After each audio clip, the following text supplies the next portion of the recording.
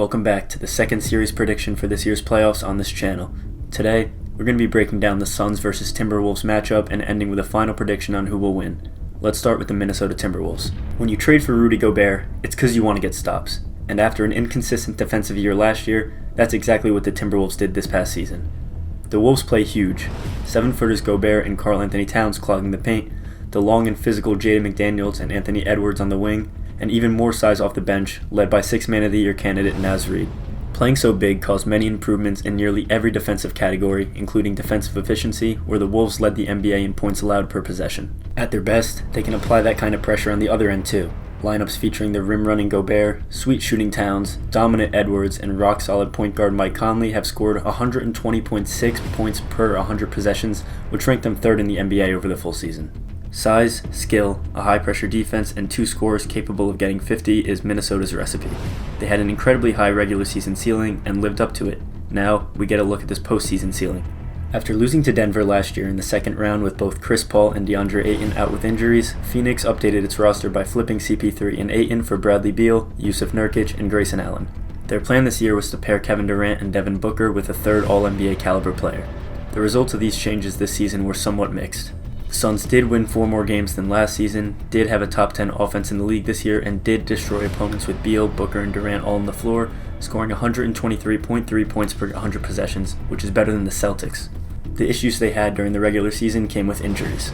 By losing Beal for 29 games, the trio didn't take the floor together until their 24th game of the season, at which point Phoenix barely had a positive record.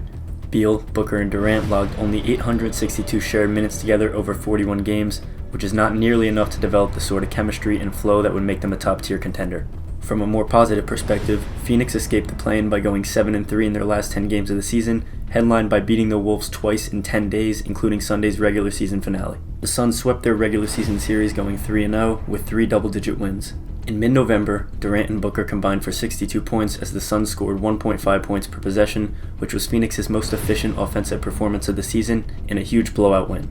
Earlier this month, the Suns had their best defensive performance of the season, holding Minnesota to just 38.8% shooting, which was their second worst night of the year, for another comfortable win. And last week, with Minnesota still having a chance to secure the West #1 seed in the season's final day, a strong start for the Suns and a weak one for the Wolves led to a 22-point lead for the Suns after the first quarter. They kept the Wolves behind for the rest of the game, with Beal having one of his best performances ever as a Phoenix Sun.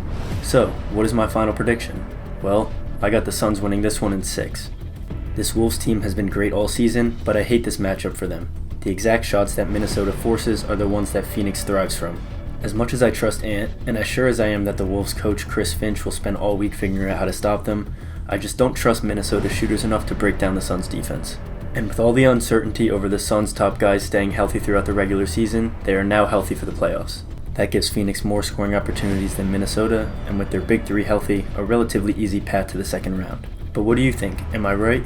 Let me know in the comments below, and like and subscribe if you enjoyed. Thanks for watching, and I'll see you guys tomorrow for the next prediction.